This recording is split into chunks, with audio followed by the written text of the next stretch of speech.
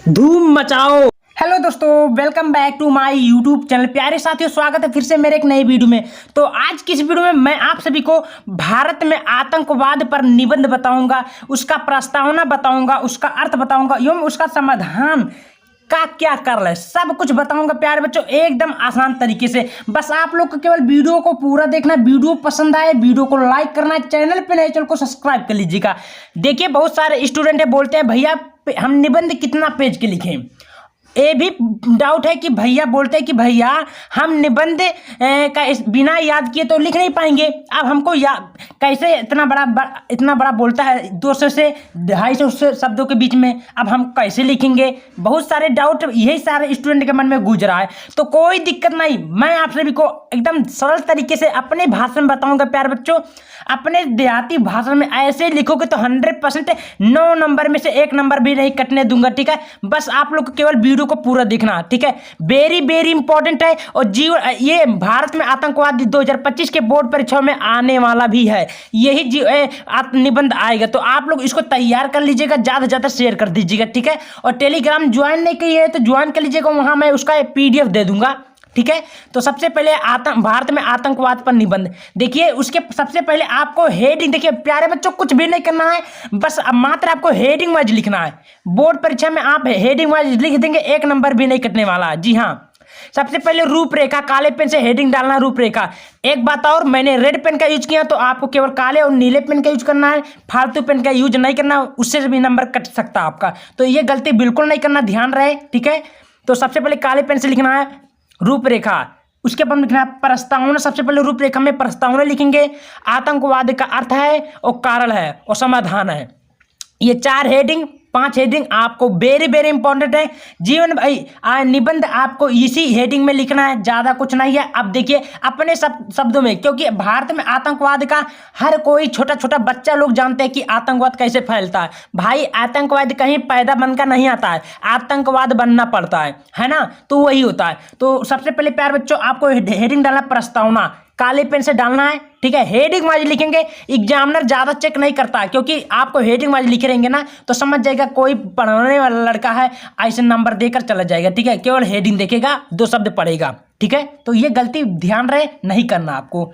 तो सबसे पहले लिखना है परिवर्तन मानव स्वभाव की चिर परिचित प्रक्रिया है। भाई सब लोग जानते हैं आज हमारे देश में चारों तरफ आतंकवाद का अलगाववाद हुआ, आदि तरह पूरी फैल चुकी है। यानी कि कहने का मतलब है आज हमारे देश में चारों तरफ आतंकवाद का सामना हो रहा, आतंकवाद का हमला हो रहा है, आतंकवाद हमें सुनाई पड़ रहा है। जहाँ देखो, जहाँ जैसे मान के चलो उत्तराखंड में बहुत जगह, सपोज मान के चलो कुछ भी जगह, मतलब हर जगह हमारे देश में इतना ज़्यादा आतंकवाद फैल चुका है कि कोई बात ही ना करो।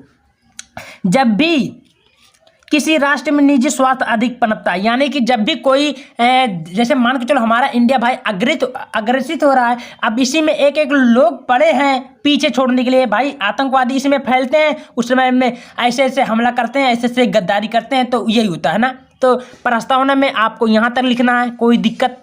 चलिए नेक्स्ट क्या है, आतंकवाद का अर्थ। अब आतंकवाद का अर्थ क्या होता है, क्या लिखना, उसको देखते हैं। लिखना है अपने निजी राजनीतिक स्वार्थों की पूर्ति के लिए विभिन्न ब्रह्म शक्तियां जब किसी व्यापक स्तर पर जनता में अपने हिंसात्मक भयानक कारनामों के द्वारा भय, असंतोष तथा असुरक्षा की भावना फैला देती है, तब उसे आतंकवाद कहते हैं। भाई कहने का मतलब ये है कि आतंकवाद में देखिए, मान लीजिए कोई मंत्री है, उसके सम्मुख में उनके अंडर में कोई आदमी है। अब वो मंत्री से आज्ञा लेगा कि हम क्या करेंगे, हमारा मर्जी कह रहा है कि दूसरे गांव में हमला करना, इस गांव को दबाना, इस गांव में लूटना है हमको, तो मंत्री से अपना परमिशन लेगा, उसके पास शक्ति भी हो जाएगी, कोई डर रहेगा। और जनता के ऊपर क्या करेगा, हिंसात्मक रूप से गलत गलत व्यवहार करेगा, गलत गलत कारनामे करेगा। तो वही आतंकवाद का क्या है, अर्थ है। क्लियर हो बात। चलिए नेक्स्ट चलते हैं प्यारे बच्चों, आतंकवाद का कारण है। अब आतंकवाद का कारण क्या लिखना है, देखिए ज्यादा बड़ा नहीं लिखना, नंबरों की बौछार होगी, 9 नंबर में 1 नंबर भी नहीं कटने दूंगा, लेकिन ऐसे लिखते हैं तब, ठीक है। काले पेन से लिखना आतंकवाद का कारण है। इसमें क्या लिखना प्यारे बच्चों, तो लिखना है ब्रह्मा शक्तियां का प्रभाव, शिक्षा का अभाव, उचित पथ प्रदर्शन का अभाव, आजीविका की समस्या, प्रशासनिक कुशलता, राजनीतिक कुचक्रों का परिणाम। भाई देखिए आतंकवाद कहाँ से फैल रहा भाई? देखिए, ब्रह्मा शक्ति, उसके पास पहले कोई शक्ति नहीं है, ना ही कोई ज्ञान है, ना ही कोई अभाव। कहने का मतलब है कि अनपढ़ रहेंगे भाई। जब उनके कोई दया, दयालुता, करुणा नहीं रहेगा तो आतंकवादी कैसे बनेंगे? वही तो बनेंगे, किसी के बीवी को किडनैप कर लेंगे, किसी के मम्मी को मार देंगे, किसी के पापा को मार देंगे। तो उनके अंदर करुणा, मैं, दया, प्रेम की भावना जागृत है ही नहीं, कोई नहीं है। तो आतंकवाद का कारण में इतना लिखना समझ में आया। चलिए, अब इसका रोकने का उपाय क्या होता है भाई? देखिए, बहुत सारे स्टूडेंट बोलते हैं भैया आतंकवाद को रोकने का कोई बढ़िया ट्रिक बता दीजिए, हम कैसे लिखेंगे। तो वो भी बताऊंगा, सारा कुछ बताऊंगा। बस वीडियो को बने रहेगा। वीडियो पसंद आता है वीडियो को मन से एक लाइक भी कर दीजिएगा।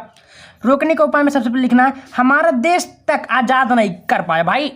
इसमें देखिए, अब हम जैसे कि महात्मा, मान के चलो पूर्व काल में 1947 की बात की जाए कि उसमें नाथूराम गोडसे बदतमीज कर दिया, महात्मा गांधी को हिंसात्मक रूप से मार दिया। तो ऐसे से एकाध आतंकवादी हमारे देश में फैलते हैं, अनुपते हैं, उसमें ज़्यादा बेकार कर देते हैं, हमारे देश को बढ़ने ही नहीं देते हैं। तो ऐसे से एकाध पड़े रहते हैं ना। पिछले कई सालों से देश आतंकवादी की चपेट में है, ये तो सब लोग जानते हैं, लेकिन अभी तक इस पर अभी काबू नहीं कर पाया जा सका भाई। सब लोग जानते हैं, एक जैसे शांत होता है, जैसे थोड़ा बहुत शांत होता है, जैसे एक एक रावण उत्पन्न हो जाते हैं, तो ऐसे होता है भाई। देखिए, मैं भी बहुत परेशान हूँ इस बात से कि हमारा देश आज देखिए कितना पीछे हो रहा है ना। इतना आगे हो रहा था, लेकिन आज घड़ी मेरा देश इतना ज़्यादा पीछे हो गया कि मैं क्या कहूँ भाई। आतंकवाद को दूर करने के लिए भाई सरकार ने क्या क्या नियम लगाए। पुलिस को लागू किया, पुलिस नियम, पुलिस कानून व्यवस्था की। सेना का नियम लागू किया, सेना की मदद से ले रही है और बॉर्डर पर रहकर हमारे देश की सुरक्षा करते हैं भाई। ये सब जब सरकार जब कोई दिमाग नहीं लगा तो क्या क्या नियम कर दिया भाई। पुलिस लगा दिया, पुलिस सेना लगा दिया, वहाँ पर बॉर्डर पर रक्षा करते हैं, हमारे देश को बचाते हैं, देखते हैं। तो वही होता है, ठीक है, रहकर हमारे देश की क्या करते हैं, सुरक्षा करते हैं। तो हम लोग सुख से, शांति से रहते हैं। अगर वही सुरक्षा नहीं करते तो देखो हम लोग खा पाते, खाना भी तक नहीं खा पाते मेरे भाई। इस प्रकार शासन जो हो रहा है, देखिए इस प्रकार आतंकवादी हमला कर रहे हैं, ठीक है। अब उपसंहार क्या होता है? उपसंहार कैसे लिखना? तो लिखना, भारत सरकार द्वारा अपनाई गई सकारात्मक नीति का अंतर्राष्ट्रीय देशों ने स्वागत किया। भारत ने कहा कि आतंकवाद की गतिविधियां पाकिस्तान पहले बंद करता है। भारत शांति वार्ता के लिए हमेशा तैयार है। उसने कहा कि किसी भी समस्या का हल परमाणु बम का प्रयोग अथवा युद्ध करने से नहीं होता। भाई हमारा देश इतना मासूम देश है, इतना दयालु देश है, इतना करुणामय देश है ना कि वो पहले नहीं कहता। पहले अपने भाषण में देखिए क्या क्या बोल रहा है, स्वतंत्रता, यानी कि भाई स्थानी पर गलती कर देता है तो उसको माफ कर देता है। भाई कोई देश गलती कर रहा है तो अपने देश से दुश्मनी कर रहा है तो उसको भी क्षमा कर देता है। लेकिन बहुत सारे देश ऐसे हैं कि कोई भी गलती करो तो सीधे परमाणु बम में चलाते हैं, युद्ध करते हैं। तो हमारा देश ये नहीं, हमारा देश एकदम मामूली देश है, एकदम आराम से सोच विचार का काम करता है। तो ये रहा प्यारे बच्चों, आपको सेम ऐसे निबंध लिखना। समझ में आया? ज़्यादा बड़ा नहीं, अपने भाषा में लिख सकते हैं, ठीक है। तो इसको आप लोग क्या करें, स्क्रीनशॉट ले लीजिएगा और वीडियो को सब्सक्राइब कीजिएगा, वीडियो को लाइक और चैनल को सब्सक्राइब कर दीजिएगा भाई। देखिए, ठीक है। तो मिलते हैं अगले वीडियो में। बहुत बहुत धन्यवाद आप सभी का।